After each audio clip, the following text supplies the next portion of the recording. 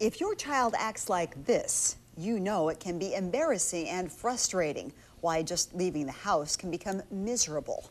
Good evening, I'm Dana Cowley. And I'm Mike Balmelli. You've seen them, you've felt for them, and at some point you've probably even been there. I've had a few days like that myself. I don't doubt it. For one family, it had them right on the verge of a nervous breakdown, trying to tame what they once called their little terror.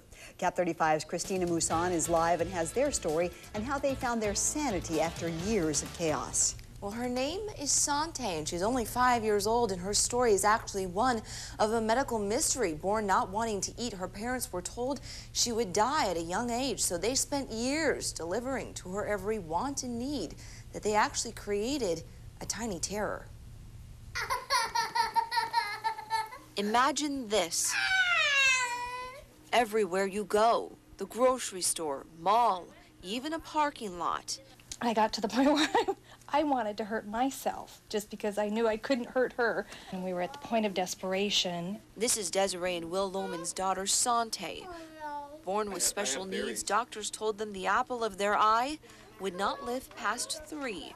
You see, Sante doesn't like to eat and is fed most of the time with a tube.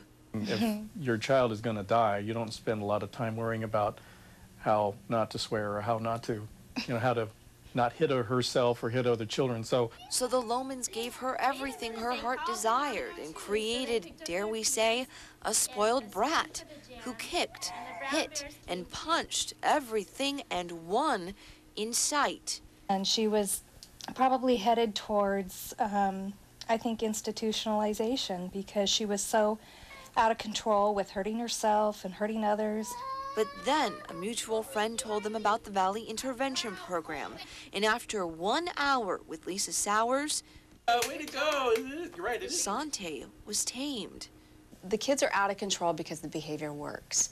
It's not rocket science to change that. It's just changing the way a parent responds to the behavior. Sowers says instead of punishing the bad, praise the good. Children just want attention. So take example, Sante, she learned to kick and scream and tantrum to get her parents' attention or to get what she wanted. Parents just gave up and gave in to get that child to get Sante to stop tantruming.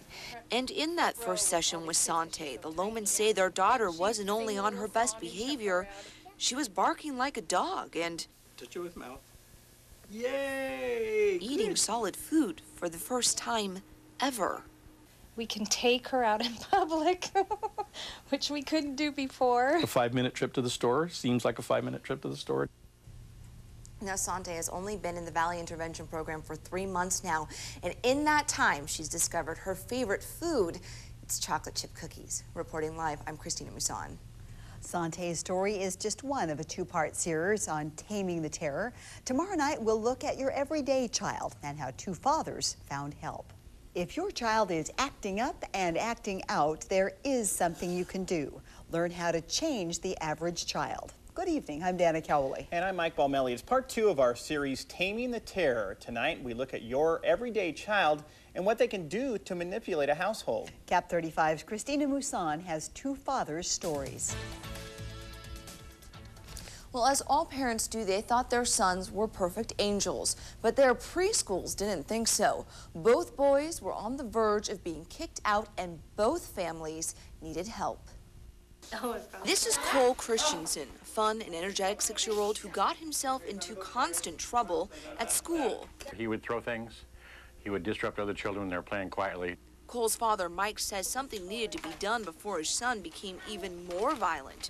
So we turned to Lisa Sowers at Carroll Children's Center's Valley Intervention Program. They want something from their parents, and the main thing they want from their parents is attention. And as long as parents give attention to bad behavior, Sowers says it will continue. I realized that my son worked me like a puppet. So the Christensens changed their parenting methods and ignored the bad, but praised the good. Immediately, they saw change. When you reward the good behavior by rewarding what's important to him, it works 100% of the time. Anything to help him out, do it, because that's our future. Jesus Campos' son, Jesus Jr., had the same problems as Cole, hitting and kicking other kids at his daycare. I don't know how to deal with it. I have never been through nothing like this with him. Like the Christiansons, Jesus saw immediate improvement in his son with the program's technique. Sowers says it works. You just have to genuinely want things to be different with your child. The more willing they are to change the way they parent their child, the quicker they are able to change the way that things are happening with them. And as for Cole and Jesus Jr., what do they say they've learned? Be good at everything and listen the first time. So have you been a good boy? Yeah. Yeah? Now, both Cole and Jesus Jr. have graduated from preschool. They are now in elementary school and doing well. In the studio, I'm Christina Musan. For more on our Tiny Terrors series, log on to our website, that's kapptv.com, and click on news links. The sound of gunfire shatters the morning.